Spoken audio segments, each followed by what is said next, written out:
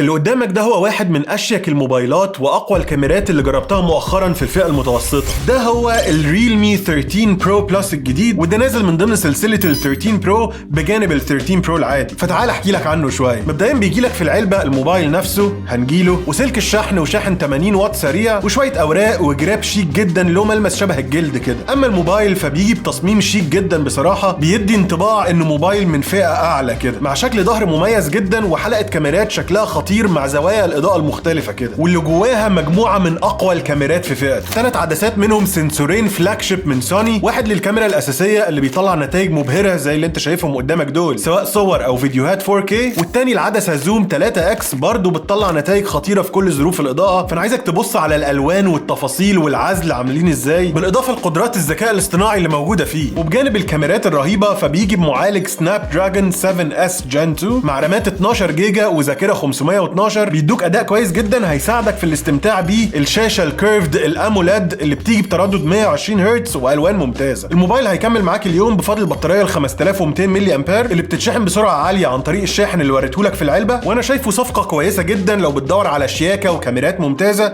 فقول لي رايك كده، وما تنساش تتابعني لكل جديد في عالم التكنولوجيا والاختراعات.